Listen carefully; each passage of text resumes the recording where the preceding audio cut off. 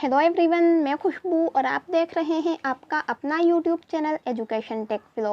तो आज की वीडियो में हम BA programme 4th semester history SEC subject के फर्स्ट क्वेश्चन के बारे में डिस्कस करेंगे। तो आप देख सकते हैं फ्रंट शीट डेमो है आपके सामने। तो सेम इसी तरह से आपको अपनी फ्रंट शीट को तैयार करना है। यह सभी डिटेल आपको अपने फ्रंट पेज पर लिखनी होगी। देन आपके सामने फर्स्ट पेज ओपन हो चुका है। तो क्वेश्चन फर्स्ट आप देख सकते हैं, अभिलेखगार क्या है? इतिहास लेखन में अभिलेखगार के महत्व का परीक्षण कीजिए। तो अभिलेखों के बारे में आपने बहुत ज़्यादा हिस्ट्री में सुना होगा। तो उन अभिलेखों को कहाँ पर संग्रहित रखा जाता था, उन्हें कहाँ संभाल कर रखा जाता था, जिसके कारण वो आज भी अस्तित्व में मौजूद हैं, नष्ट नहीं हुए हैं। उनसे आज भी इतिहास के बारे में पता चलता है। तो उन अभिलेखों को अभिलेखगार में संभाल कर रखा गया था। तो यही सब हमें बताना है इस क्वेश्चन में कि अभिलेखगार क्या है, उसकी इम्पोर्टेंस क्या है। तो ये मैंने पॉइंट वाइज आंसर को कंप्लीट किया है। कंप्लीट एक्यूरेट आंसर है। अगर आप ये आंसर लिखते हैं तो मैं भी आपको फुल मार्क्स गेन कर सकते हैं। आपको फुल मार्क्स मिलने की पूरे चांस हैं अगर आप इस आंसर को अच्छे से लिखते हैं। और अगर आपको इसमें कोई भी डिटेल लगती है कि इसमें डिटेल थोड़ी कम है, वैसे मैंने बहुत ज़्यादा डिटेल में आपको आंसर बताने की कोशिश की है। अदरवाइज़ आप खुद भी अपनी तरफ से आंसर को कंप्लीट कर सकते हैं, क्योंकि मैं ऐसा नहीं कहूँगी कि आप एज इट इज़ इसे ऐसे ही लिख दें, क्योंकि ऐसे में प्रॉब्लम हो जाती है स्टूडेंट्स को, क्योंकि बहुत सारे स्टूडेंट्स का आंसर सेम होता है।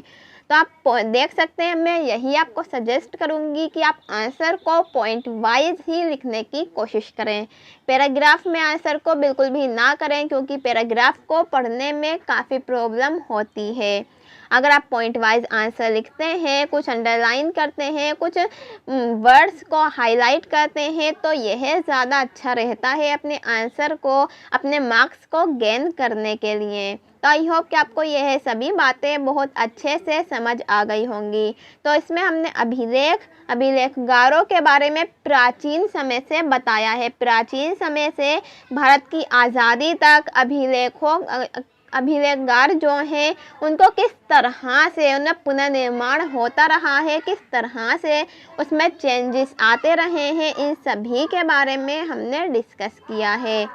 तो आप देख सकते हैं सभी मैंने कुछ वर्ड्स ऐसे हैं जिन्हें मैंने अंडरलाइन किया है। तो वो वर्ड्स बहुत ज़्यादा इम्पोर्टेंट हैं। कुछ वर्ड्स हैं मीन्स जिनके बारे में नॉर्मली क्वेश्चंस भी पूछ लिए जाते हैं हमारे कॉम्पिटिटिव एग्ज़ाम्स में।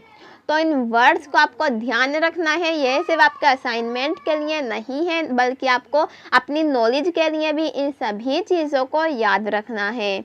तो आप देख सकते हैं मैंने कुछ नंबर वाइज कुछ पॉइंट डाल रखे हैं एंड इसी तरह से मैंने आंसर को कंप्लीट करने की कोशिश की है। इस पेज पर हमने ब्रिटिश शासन के दौरान जो अभिलेखगार थे उनका वर्णन किया है। या ब्रिटिश शासन था उस टाइम पे अभिलेखगार किस तरह थे, उनका महत्व किस प्रकार का था भारत में। तो ब्रिटिश शासनकाल में भारत में भी महत्व के रिकॉर्ड संग्रहित और संरक्षित करने की योजना स्वीकृत हुई और आज इस देश में भी राष्ट्रीय अभिलेखगार दिल्ली में संगठित हैं। अभिलेखगार आप कहीं म्यूजियम्स में गए होंगे, वहाँ पर आपने कुछ पांडुलिपि, कुछ अभिलेख, बहुत मीन्स प्राचीन काल की आपने कुछ चीज़ें देखी होंगी। मीन्स किसी बर्तन पर कुछ लिखा हुआ है, कोई मोती है, कोई भी ऐसी चीज़ जिस पर कुछ लिखा हुआ है, तो वो सभी चीज़ें अभिलेख कहलाती हैं। तो आई होप कि आपको बहुत अच्छे से समझ आ गया होगा। अब फर्स्ट हमारा क्वेश्चन यह पूछा था अभिलेखगार क्या हैं।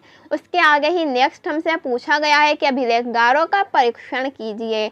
तो यहाँ से हमारा वो क्वेश्चन स्टार्ट होता है जिसमें हमने अभिलेखगार के परीक्षण का वर्णन किया है। तो परीक्षण के बारे में भी कुछ पॉइंट्स यहाँ दिए गए हैं जो आप अच्छे से पढ़ सकते हैं, समझ सकते हैं एंड अपने आपकी जो आंसर शीट है उसमें आप लिख सकते हैं विदाउट एनी प्रॉब्लम। तो आप देख सकते हैं। नेक्स्ट आप नीचे देख सकते हैं इसमें भारत के इतिहास के स्रोत। जो हमें भारत का इतिहास पता चला है वो किन किन स्रोतों से पता चला है। तो सबसे इम्पोर्टेंट बात जो है अभिलेख है। अभिलेखों के द्वारा हमें भारत के इतिहास का पता चला है।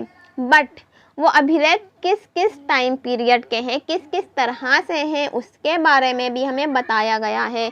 आप जानते हैं 3 टाइप में हम इतिहास को विभाजित करते हैं। अब वो 3 टाइप्स क्या हैं वो हम नेक्स्ट पेज में पढ़ने वाले हैं। तो मैं आपको बता देती हूँ वो 3 टाइप्स क्या हैं।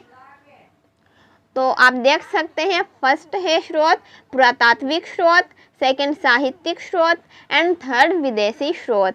इन तीनों स्रोतों के द्वारा हमें इतिहास के बारे में पता चलता है। तो पुरातात्विक स्रोत वो होते हैं जो पुराने होते हैं, एंड साहित्यिक जिनके बारे में इतिहासकारों ने लिखा हो, एंड विदेशी स्रोत आप जानते हैं पहले कुछ यात्री यात्रा करने के लिए आया करते थे, तो वो अपने यात्रा वृत्तांत में जो भी लिखा करते थे अब वो विदेशों से आते हैं। तो विदेशी यात्रा वृत्तांत के द्वारा हमें स्रोतों का पता चला है। सो आई होप कि पूरा ये आंसर आपको बहुत अच्छे से समझ आ गया होगा।